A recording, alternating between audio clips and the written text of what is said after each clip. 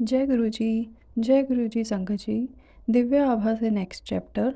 एक आशीष से गुर्दे का आकार बढ़ा। दिल्ली के एक प्रसिद्ध चिकित्सालय में शल्य क्रिया करवाने के बाद श्रीमती प्रोमिला मेहता अपने जीवन के लिए जूझ रही थीं। वह 1995 से उच्च रक्तचाप से पीड़ित थीं। जुलाई 2000 में उनकी गर्भयोच्छेदन गर्भाशय निकालने की क्रिया हुई। चिकित्सकों ने शल्य क्रिया करते हुए उनके उच्च रक्तचाप की उपेक्षा कर दी थी।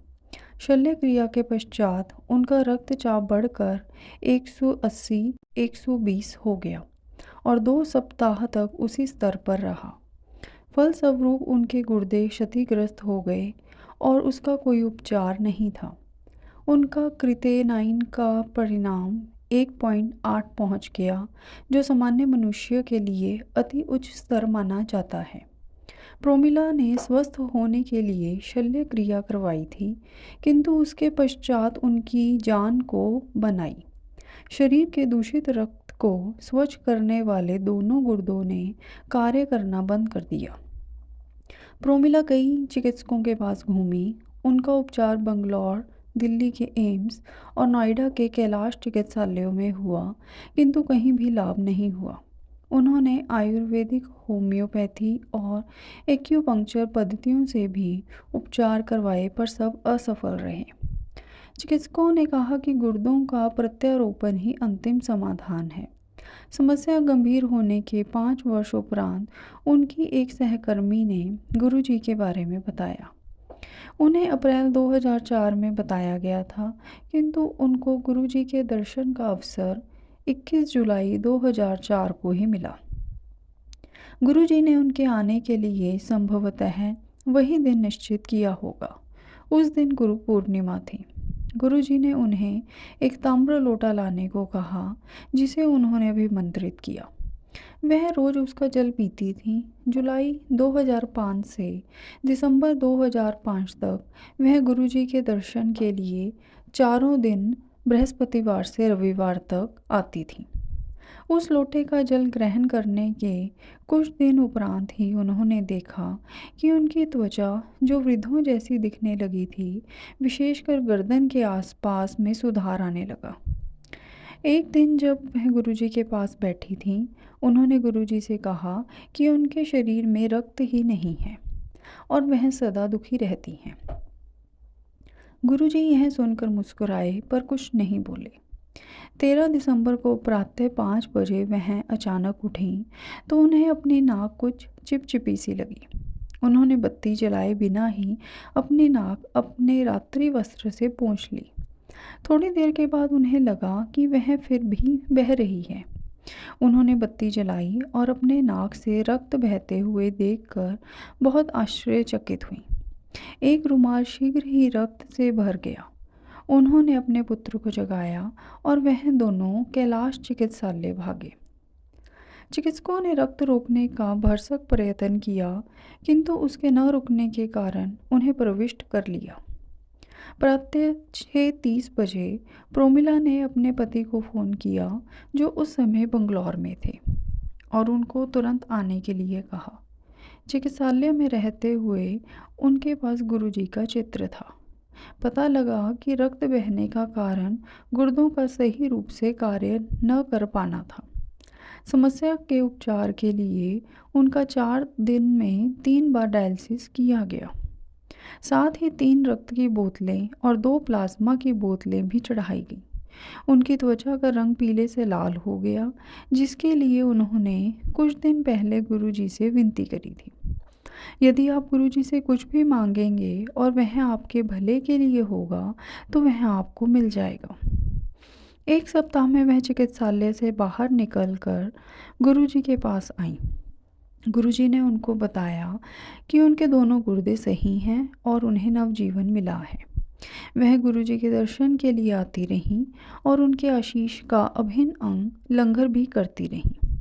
गुरुजी के लंगर में स्वादिष्ट सब्जियां, चटनी, अचार, मिठाई इत्यादि होते हैं, जिनका चिकित्सक निषेध करते हैं, पर श्रीमती प्रोमिला उस भोजन को शीघ्रता से पचा पाती थी और उनका पूरा सप्ताह सुखपूर्वक व्यतीत होता था। फरवरी 2006 में वह फिर रुग्ण हो गईं और उन्हें कैलाश चिकित्सालय में 3 बार डायलिसिस कराने पड़े। उन्हें अखिल भारतीय आयुर्विज्ञान संस्थान में वृक्क रोग विशेषज्ञ से मिलने का समय मिल गया, तो उन्होंने प्राथमिक चित्रण करवाने का परामर्श दिया। उनके अनुसार यदि उनके गुर्दे का आकार अगस्त 2003 के समान हुआ तो औषधियों का सेवन करती रहेंगी, अन्यथा उसके घटे हुए होने पर प्रत्यारोपण कराना आवश्यक होगा। श्रीमती मेहता ने एक स्थानीय प्रयोगशाला से परीक्षण करवाया तो गुर्दों का आकार कम निकला। उन्होंने गुरुजी के पास आकर उनके आशीष की कामना करी, यह जानते हुए भी कि चिकित्सकों ने अब प्रत्यारोपण ही अंतिम उपचार सुझाया है। गुरुजी ने उन्हें पुनः आशीर्वाद दिया। अगले सोमवार को प्रोमिला ने उसी प्रयोगशाला से अपना परीक्षण करवाया जिसने अगस्त 2003 में किया था। चमत्कार से वह उसी आकार का पाया गया जो 2003 में था। अतः अब प्रत्यारोपण का प्रश्न ही नहीं था। चिकित्सालय में रहते हुए उन्होंने गुरुजी के चित्र अन्य रोगियों को भी दिए। वह भी शीघ्र ही स्वस्थ होकर बाहर आ गए। प्रोमिला के स्वस्थ होने पर गुरुजी ने उन्हें सप्ताह में 1 बार दर्शन के लिए आने को कहा। गुरुजी के पास हर दर्शन अति निराला अनुभव होता है, किंतु गुरुजी नए भक्तों को भी समय देना चाहते थे। सप्ताह में 1 दर्शन भी उनको प्रफुल्लित कर देता है। वह कहती हैं कि उस एक दर्शन और लंगर से भी उनमें पूरे सप्ताह के लिए नवीन ऊर्जा आ जाती है। यह सत्संग लिखा गया है श्रीमती प्रोमिला मेहता, नोएडा से। जय गुरुजी, शुक्राना गुरुजी। जय गुरुजी, जय गुरुजी संगत जी। दिव्य आभा से नेक्स्ट चैप्टर, शोक संतप्त परिवार का उद्धार। मेरी पत्नी के एक संबंधी जो पंजाब के कपूरथला जनपद में स्थित सिद्धवान दोना ग्राम में रहते हैं, के घर पर 2 पुत्रियों के पश्चात जुड़वा पुत्र उत्पन्न हुए थे, पर 4-5 दिनों के बाद ही दोनों की मृत्यु हो गई। परिवार स्तब्ध रह गया, माँ शोकग्रस्त हो गई और परिवार का व्यवसाय डूबने लगा। एक दिन पिता ने मुझसे फ़ोन पर बात करी तो मैंने उन्हें गुरुजी के दर्शन के लिए कहा। सत्संग सुनकर उनके मन में गुरुजी के आशीर्वाद की कामना जागृत हुई। पिता को बहुत अच्छे दर्शन हुए होंगे। एम्पायर एस्टेट से निकलने के पश्चात वह अति आशावान थे। उनकी आंखों में आंसू थे और उन्होंने कहा कि उन्होंने भगवान के दर्शन किए हैं। फिर वह अपने गांव वापस चले गए। आज उनके कहे बिना ही वह एक स्वस्थ पुत्र के पिता हैं। जब वह अगली बार आए तो गुरुजी ने उनको यह कहकर जाने के लिए कहा कि उनकी मनोकामना पूर्ण हो गई थी। गुरुजी की ऐसी कृपा है। उन्होंने परिवार को न केवल एक पुत्र दिया, उसे शोकावस्था से भी बाहर निकाल दिया। आशीष की कोई सीमा नहीं होती। एक शब्द के अनुसार कृपा वृष्टि सब पर होती है, परंतु केवल नम्र प्रकृति वाले उसे ग्रहण कर पाते हैं। जैसे ऊंचे पर्वतों से जल बहकर नीचे घाटियों में आ जाता है और वहीं वह ठहर जाता है। यह सत्संग लिखा गया है प्रदीप सूद, कपूरथला से। जय गुरुजी, शुक्राना गुरुजी। जय गुरुजी, जय गुरुजी संगत जी। दिव्य आभा से नेक्स्ट चैप्टर, कृपालु गुरुजी का आश्रय। 20 वर्ष पूर्व जब मैं आगरा स्थित वायुसेना छावनी में विमान चालक था, मेरे वार्षिक चिकित्सा परीक्षणों में चिकित्सकों को मेरे ईसीजी में कुछ प्रतिकूल लक्षण मिले। मेरी बहन के पति ब्रिगेडियर दत्ता उस समय जालंधर में कार्यरत थे। वह अपने परिवार सहित गुरुजी के पास जाया करते थे। मेरी बहन ने गुरुजी के दर्शन करने का आग्रह किया। दर्शन के पश्चात गुरुजी मुझे एक कमरे में ले गए और मेरे हृदय पर एक चम्मच रखकर बोले, तेरा कल्याण हो गया। जब मैं आगरा लौटा तो पुनः मेरा ईसीजी लिया गया। गुरुजी की कृपा से सब सामान्य आया। अगले दिन मेरी पत्नी जालंधर जा रही थी। मैंने उसे गुरुजी के दर्शन करने के लिए कहा तो उसने अनिच्छा व्यक्त की। जब वह गुरुजी से मिली तो उन्होंने उसे कहा कि आगरा में तो वह उनके पास नहीं आना चाह रही थी। वह आश्चर्यचकित थी।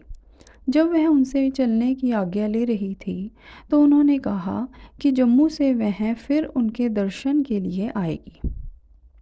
मेरी पत्नी ने कहा कि उसकी वहाँ से सीधे आगरे जाने की योजना है।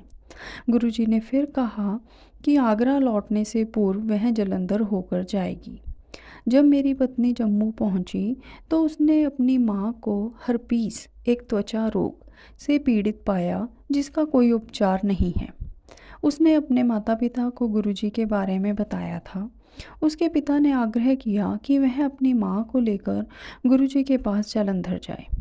अगले दिन मेरी पत्नी पुनः गुरुजी के चरणों में थी, जैसे उन्होंने कहा था। गुरुजी ने मेरी सास को अपना आशीष दिया और कुछ ही दिनों में वह पुनः स्वस्थ हो गई। वायुसेना में होने के कारण मैं अनेक स्थानों पर रहा और अगले 20 वर्षों तक गुरुजी के दर्शन नहीं कर पाया। लेकिन हमारे हृदय में गुरुजी के प्रति सदा आस्था बनी रही। अगस्त 2005 में चिकित्सकों ने बताया कि मेरी पत्नी के दोनों गुर्दे शीघ्र ही काम करना बंद कर देंगे। हमें समझ नहीं आ रहा था कि क्या करें। किसी ने बताया कि गुरुजी अब दिल्ली में हैं। हम में आशा जागृत हुई कि उनकी कृपा से सब ठीक हो जाएगा। अतः 20 वर्षों के पश्चात जब हम गुरुजी के पास पहुँचे तो उन्होंने मुझे मेरे नाम से संबोधित किया। मैं अचंभित था। उन्होंने कहा कि उनको मेरी पत्नी की स्थिति का ज्ञान है और ताम्र लोटा लाने के लिए कहा।